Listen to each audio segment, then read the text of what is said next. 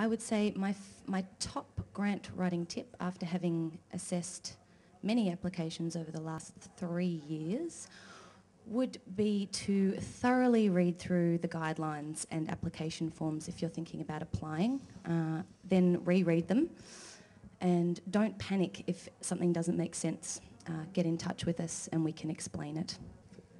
My name's Georgia Fields. I'm also a self-managed singer-songwriter and received a grant to make my first album, which I've done, which was good fun. And my grant writing tip, I think, would be, Sarah and I were talking earlier and we have the same one, which is read the guidelines.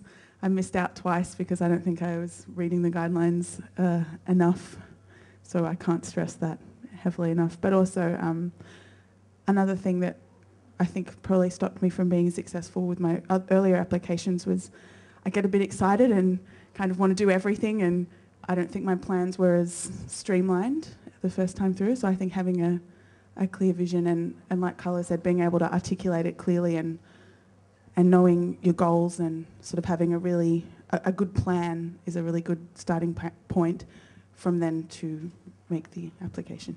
I guess sort of carrying on from that, if you see a grant that you think you might be able to apply for, but you're not exactly sure and you don't have a clear plan, this is when I would just write a page of something around the guidelines, and then once you've written it out and realise, okay, is this actually what I want to do? And then if you're clear that that the project might align with this particular grant, then get your guidelines and just have them.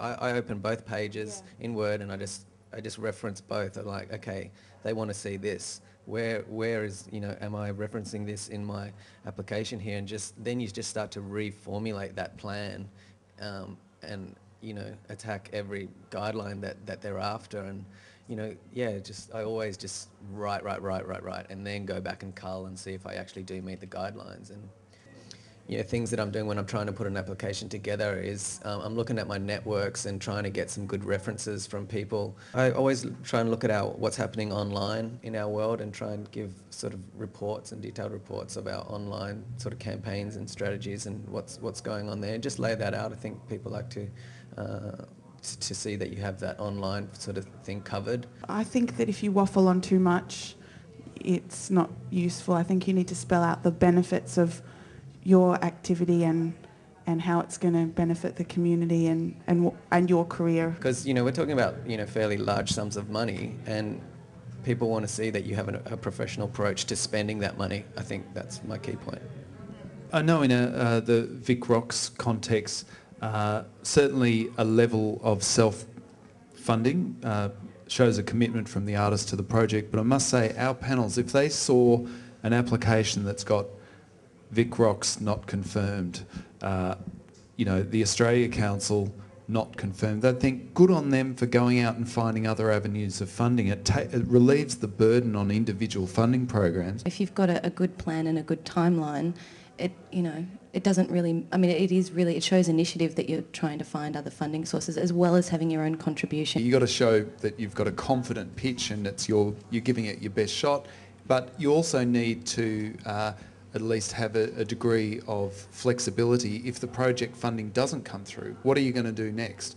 What is that plan B? And you can express it in the grant, or if it was a tour, for example, if the funding doesn't come through, we would scale down the number of dates and perhaps do East Coast rather than national or what have you.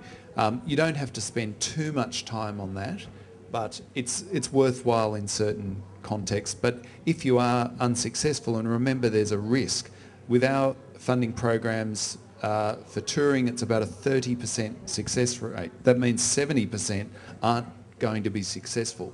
You need to think about that plan B and what your alternatives are. Can you delay the tour? Can you do it on a smaller scale? Or do you need to rethink your funding options? Do you need to do fundraisers? Do you need to raise money some other way? If you put 5 applications in the same funding round for consecutive tours, your chances of being successful are less because you're competing with yourself. But you can certainly apply for in consecutive funding rounds for complementary activity. And I know for a fact our panels actually look at that favourably. They say, well, we're continuing our investment in this artist if we choose to support it. So, hypothetically, someone applies for a demo in the first round, master recording in the second, and touring in the third. That's then building on the investment and showing support of the artist to develop their career in the long term, so that it's not shunned. If you've got a good project and you can articulate it, then that's going to be your strongest weapon in funding and as well in your career. And if you don't feel like you can articulate it in a grant or you don't understand the language, go and talk to someone who does. Pretty much anyone in the music industry is pretty open to just taking a call or an email. So above and beyond anything, just have a really calm and rational and reasonable think about what you're doing and why you want to do it. And that's probably going to shine through. If you're unsuccessful, all that writing you did will not be wasted. You will probably find that you can apply it to another application at some stage perhaps, so it's not wasted time. Ring us for feedback too, it can be useful, and don't be discouraged. Even very successful grant applicants who you see in the grants list all the time, chances are they're only getting 1 in 4 applications up.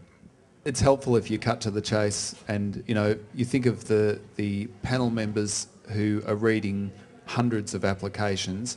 If you can help them get a sense of your project sooner, then do it that way. Bullet points, summaries, that type of thing. Another point I'd just like to visit, I guess, is presupposing what those panel members are looking for. We hear from people in our consultation sessions where they said, "Oh, a mate of mine applied and he wasn't successful, and he said it was because of this," or "We should apply for the maximum amount or more than we need because you're going to cut it down anyway and only give us half of what we wanted." They're all myths. If you've got any questions or concerns like that, best to just confront us with them as early as possible so that we can help you get a greater sense of what you need to put in your application. Don't write it with the panel in mind. Don't think about what they might want, because it could be a different... we do publish who the assessment panellists are for each previous round, but it tends to change each time, so we keep it fresh, keep fresh eyes, and if you've applied in one round and been unsuccessful, it might be new people looking at the next submission. But I think don't write it with what your expectations of what they're looking for are, because if you put your own soul and really let those sort of the essence of your project shine through in the application, then that's going to be to your advantage. It's going to make it different to everyone else's, and that's what stands out. It's really important to organisations like ours to make sure that you are aware of how they could have been improved, or if there was a mistake or something like that. Or it may just be, and this happens quite a lot, that you had a textbook perfect application, yet it was so competitive in that particular funding round, another project got it just because of an X factor, or because they'd showed that they had some next steps which looked more tangible. It's nothing to discredit you or your work. It's just the way the cookie crumbles sometimes. Feel free to contact them afterwards if they don't get back to you straight away with feedback. It's not because they don't have any or they're not going to give you some, but sometimes you need to take the first step on that too. In the music board, we won't get back to you with feedback, but we will arrange to give you feedback if you request it. The last thing we want to do is have you spend all of that time and feel bewildered and feel like you didn't get a fair hearing, because it's in our interest. And all of these people, myself excluded, are musicians. They have an interest in this music community, and they know what it's like. So, it's important that your time is not wasted and you feel encouraged to reapply with the insights into how it could be done differently to improve your chances.